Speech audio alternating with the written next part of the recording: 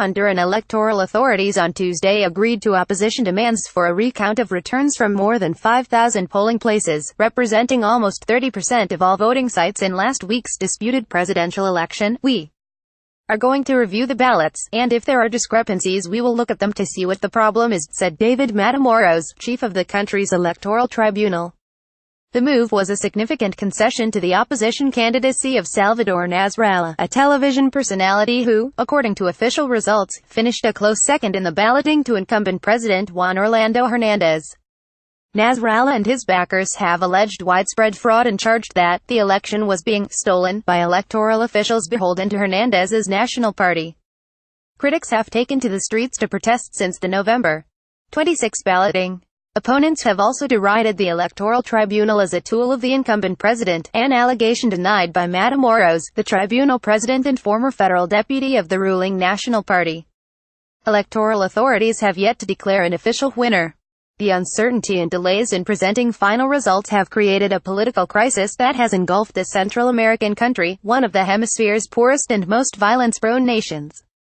Officials declared a dusk-to-dawn curfew last week as pro-opposition demonstrations devolved into episodes of looting and violent clashes between protesters and police. On Monday, members of the National Police said they would no longer take any actions against protesters. But police and army units are still patrolling the streets and the night curfew remained in place. Nasralla, the opposition standard-bearer, praised the police for rejecting the government's acts of repression and murder. "The police stoppage demonstrated the fragility of the situation," said one international observer, who requested anonymity because he was not authorized to speak publicly. Results show that with the official tally complete, Hernandez garnered 42.98% of the vote, compared with 41.38% for Nasralla, who ran under the banner of a coalition against dictatorship. Nasralla also ran largely on an anti-corruption ticket, frequently labeling the president and his party as corrupt politicians who had plundered the nation's social security system, among other allegations, charges rejected by Hernandez. On Tuesday, electoral officials invited members of the opposition to sit in on the recount of ballot boxes from 5,179 polling sites across the country. The opposition has identified tallies from those areas as having unspecified anomalies. The push for a partial recount was just one of a number of opposition demands. Nasralla has also called for a review of what he called inflated results from 3 mostly poor, pro-government provinces. In a Twitter message on Tuesday, Nasralla suggested that the Electoral Board conduct a recount of results from all of the more than 18,000 polling places.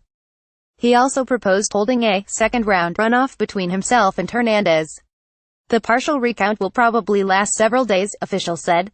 The election aftermath has again dramatized the heavily polarized nature of politics in the nation of 9 million people. Critics contend that Hernandez's bid for re-election is illegal because the Honduran constitution bars presidents from serving more than one term.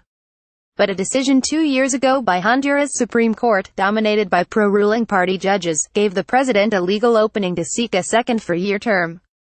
The Electoral Court's decision to proceed with the review of the contested returns reflects the considerable international pressure on the government here. International voter monitoring teams from the United Nations, European Union and Organization of American States have urged electoral authorities to ensure that the results are viewed as legitimate. The U.S. Embassy has also urged a transparent process. Honduras is a major U.S. ally. Hernandez and the Honduran military enjoy warm relations with Washington. In a Twitter message Tuesday, Matamoros, the electoral tribunal president, said he didn't want there to be any doubt about the results. He said national and international observers, as well as media members, would be invited to witness the partial recount, along with representatives of political parties. Caption Cecilia Sanchez of the Times Mexico City Bureau contributed to this report. Patrick.mcdonnell at lawtimes.com, Twitter at pmcdonnell at Honduras, Central America, European Union.